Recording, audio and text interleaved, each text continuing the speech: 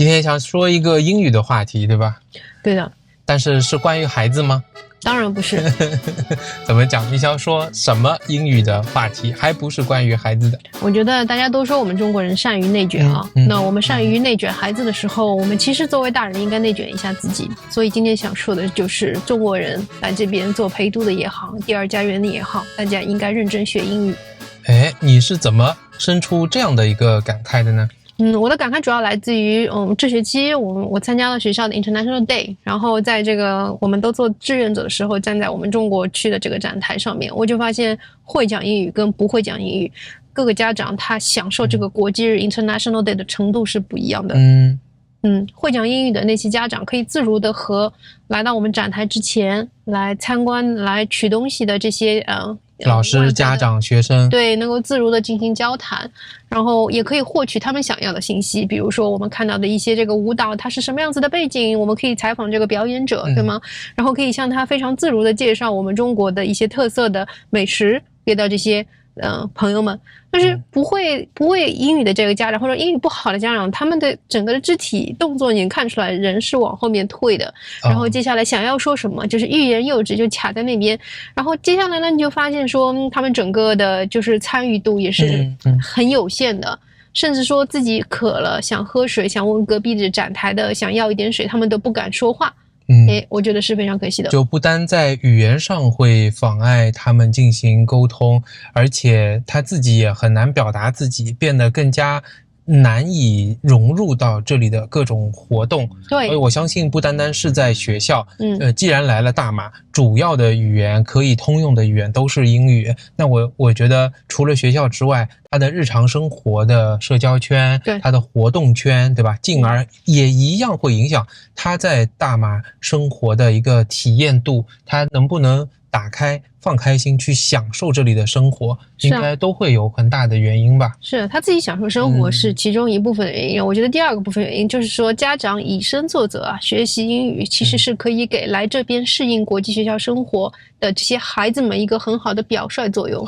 是我知道你一直有这个观点，因为你一直讲家长到大马来，很多人啊，除了让他为了上国际学校而上国际学校，为了出国而出国，很多人的一个很大的目的就是让小孩在大马接受比较好的英语教育，未来可以再迈向世界。但你经常抱持一个观点说，你家长说小孩英语不怎么好，到这里来学，应该自己要怎样以身作则，把自己学好了来教会小孩，你经常这样讲的。对，我主要是几个原因。第一个原因，因为我们家孩子的英语从小是由我来教的，我没有让他去参加过外面的这种英语班，也没有请外面的家教。我发现说真的，以前孔子说的教学相长，在这个过程当中作为一个教授者，我当然也不是英语很好的那种，但是因为我们同样学习同样的东西，我需要先学之后我再输出去教他，在这个过程当中对我来说是语音的一个正音。我重新系统学习了 Oxford Phonics World 里面所有的自然拼读，然后对我的口音矫正是非常大的。第二个就是我去买了大量的这个原版的东西，因为要给小孩看嘛，这个绘本啊、小说啊之类的，那要跟他去教，我自己要读，对吧？我读了之后我发现对我人生观也是一种重塑。比如说西方教育他会讲到说，我们要 all the changes start from you，就是我们要先自己去 deliver change，还有说要 speak up， 这种观念对我的这个冲击啊、革新啊，我觉得说是远胜于我自己是做学生时候得到的教育，是重塑。然后第三个就是，这也是我做志愿者帮一些中国家长去开家长会，和他们的这个孩子的英语老师交流过程当中，那些老师启发到我的，他就是讲到了说，孩子啊，其实有的时候很孤独，他在学校里面学了这些英语的东西，虽然说回家要练习，但是他回去找不到人可以练习，因为回到家又是一个中文的环境。所以那个老师当时跟我讲了，他就说，你可以跟孩子，叫我去翻译给孩子和孩子的家长听说，孩子可以在家作为家长们的英语老师，无论是给他们去看一些英语的绘本也好，还是说外出的时候孩子就给家长去做翻译，或者说孩子在旁边作为像小老师一样的看着家长跟这个生活场景，比如说去银行啊、去 grocery 啊消费的时候不知所措的时候，孩子给予的一些帮助，在这个过程当中对孩子的英语能力也是很高的提升啊。对，这也是我所关心的，因为我觉得语言的背后是一套的行为习惯，你这个行为习惯背后呢，又是一个思维方式。对，如果你拒绝学习英语的话呢，往往有时候也代表你拒绝融入当地的思想风俗，那么小孩子看在眼里，他其实心里也会在想，哎，你也没有努力，对吧？对，我为什么要努力？那不是说你在英语上不努力，因为你会告诉小孩说你是来学英语的，我英语就这样了，我不会但是呢，小孩会觉得你没有融入啊，你的圈子还这么小，在中国爱吃辣的过来还是爱吃辣的，在中国只认识这些朋友，到这里还是只用微信交这些朋友，小孩也很难发生，对吧？都是中文圈的朋友，对，小孩也不一定会发生转变。换言之，我们在设想另外一种情形，你到了这里，你会告诉他，虽然爸爸妈妈学了10几年的英语没有学好，但我们现在跟你一起学，我也从头开始学。如果你让孩子看到这种转变的话，我觉得家长以身作则就是最好的一个典范。对的，你能够让小孩看到，哇，家长都开始学，并且不是不可能哦。我觉得身边有这种案例，比如说我们学校开始组织给家长的报名的一些语言班，至少有家长报名，这就是一个很好的开始。但是比起这么多家长，算是寥寥无几。对，就这么多，咱们100多个家长参加的这个晨会上面，校长提出说要给大家办英语班，最后是难能可贵了12个人最后报名参加，但是第一个学期一共上了12节课之后，第2个学期只有4个人说我们还想看。结果学校就不开了，所以我也是去问过这些家长，在这个你们学习的过程当中，你们碰到什么问题？我发现他们首先就是说这个想法还是错误的，他们认为说，学英语我要背单词。背单词怎么背呢？拼写 spelling， 然后把中文意思记住。但是你要知道，本身这个方法就是错的。人家母语是英语的人，并不是着重于这个，而是说先是输入，大量的输入，就是你听别人用这个交流之后，然后再输出，你要去说。这个背单词可能是要到了学校的可能3、4年级开始会着重要求，对吧？所以你这个过程就是错了。你首先是很少有机会去练，因为他们给他们上课的老师是用中文教英文。已经面试一部分，然后他们又没有人去给你结伴进行练习，输出又很少，这个方式就是错的。然后然后接下来就是背单词，它的恒心毅力它又打个折，怎么办？不，我觉得你讲的是方法层面方法层面是会消耗人的热情嘛，因为它的难度就会增加了。不过我想我们更重要的还是关心这些家长的动机层面，就他有足够的意愿去学，那他如果没有一个学习班，他只是跟着网上找一些趣味的东西，哪怕从看一些 cartoon 开始，我觉得还是有机会能够去学好的。我想讲的根本区别就是他有没有这个动力来到大马就进行一个改变，因为我所关心的还是他背后到底想不想融入对这个英语社会。你说到这，我就想要说一个我前一阵子认识的一个上海来的一个妈妈，我觉得她的态度就像你说的，她有一个很强烈的意愿，就是我要融入进这个社会，就是所以说她的英语我是能够听得出来，确实并不是我们不论是说语音还是说从语法，然后表达这个思维的这个连贯性来说的话，我觉得她是还在进步的过程当中。可是她很厉害哦，她能够和什么伊朗妈妈、德国妈妈还有印度妈妈一起组一个麻将局，教他们怎么打麻将，然后学校里面的义工志愿者活动他都参加哦。我要跟你讲的是，我觉得他这个勇气我都不一定有，因为对我来说的话，我虽然觉得自己英文还可以，但是我觉得还可以的部分是法律英语跟商务英语。那其实生活当中的一些场景，我经常在学校里面开会的时候，因为我是 Parent Teacher Committee 的嘛，他们那种澳大利亚人还有英国人开始讲一些生活话题，我就有一点抓瞎了，我可能只能听懂他们讲的是什么主题，但是你让我精确到他每一个词每一个句子是什么意思，或者说他的一个冷笑话我是不是能 get 到，我觉得是很有难度。可是这个妈妈我觉得她的英语程度应该是没有达到我的水平，她都能这么勇敢的把自己就像抛出去一样去接受这种挑战，然后和这么多的外国家长在一起，就是说优先顺序指导了她的行为，然后她的行为就是外化出了她的所有的这些落实的行动。对，所以你看你有没有心啊，你在你的表现你的 performance 上会差上，我们用定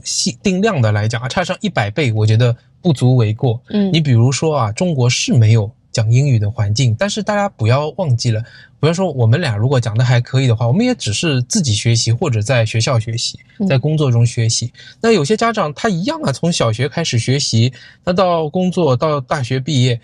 可能也是学了10年以上的时间，他能够做到一点点都不会，可能一个小孩子在这里半年就能学会的量，那他花了20倍的时间，一点点都学不会，这是差的情况。但是如果是好的情况，他可以就像你刚举的这个例子，发挥他的强项，找到兴趣点，找到方便法门，很快的可以入门，在生活英语上先精通嘛。对然后我觉得还有一个态度很重要，就是不要害怕自己犯错，或者觉得自己口音不好，No one cares。我觉得在这边说英语最大的好处就是either是马来西亚华人，他们能够在你情急的时候，他们能够很快理解你，或者就切换成中文，然后给你去提供1-2个词汇，就能把你接上。然后第二个就是这边的无论是native English speaker， 他 get 到你是一个外国人，你在讲外语不流利的时候，他也会用非常怎么说呢，很巧妙的一些简单的问题，然后 plain English 比较简单的词汇，他来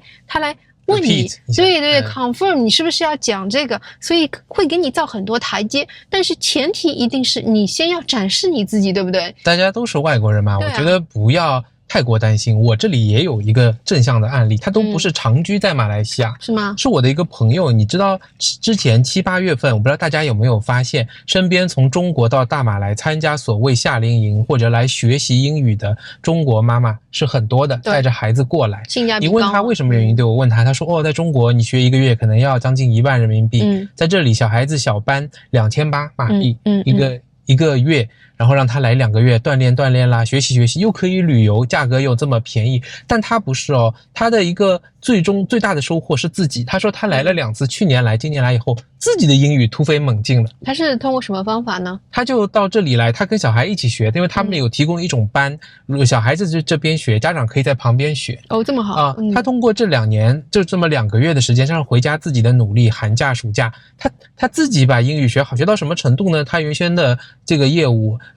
这个咨询的业务好像不怎么好了，在中国，但他现在又发展出外贸的业务，可以直接跟老外和外国人电话呀，在网上联系啊，做一些外贸业务，能够玩得这么风生水起，人还没有跨出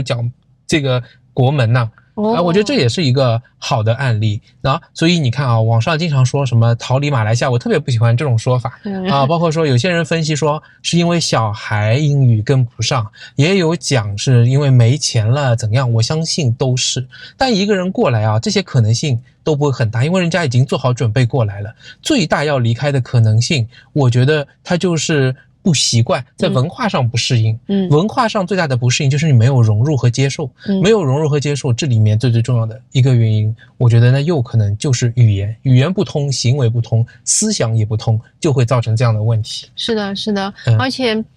这个就提醒我，你看大家都说语言是一门工具在你朋友身上我们就看到了他用这个工具跨行跨界成功，他为他的未来又打开一个新的unlock the potential， 对不对？这真的就是一个语言的一个额外的功能。然后这也启发我想到了上学期我儿子跟我讲了一个事情，他说他有一次在学校里面写了一篇作文，然后他有一个澳大利亚的同学就说哎呀Wilson，你这篇作文写的挺好的Can your mom read it？ 然后你知道我儿子怎么回答吗？怎么说？他说 Of course，My mom graduated from Berkeley. Of course she can read it. 他说他那个时候觉得很骄傲，因为可能那些外国同学就推定认为说中国孩子的家庭里面是没有这个英语氛围的，所以我那个时候觉得，哎呀，那这是对我的最高的评论啊。然后我儿子说他那天也很开心，就是能够怎么说呢 ，present 给他的同学说，对，他在家里是有共同语言，对。OK， 这也是很好啊，所以我觉得很多人其实是很聪明的，他可以在中国生意做得很好，他可以工作得很好。我觉得我还是回到这个话题，就是存乎于一心。如果想的话，到大马来应该借助这样的环境，把自己的英语练好。哇，这个可以发现新的世界观，解锁很多很多有趣的，从美食到美景，到不同人的想法，到新的资讯，结交很多人，对，这才能够真正的享受大马。我不觉得一个人你马来语也不会，英语也不会你在大马会变得怎么讲，会感到别样的精彩。我觉得那有可能还挺难的嘞。对，那退一步回来说，因为我们是带着孩子在这边他在这边学习，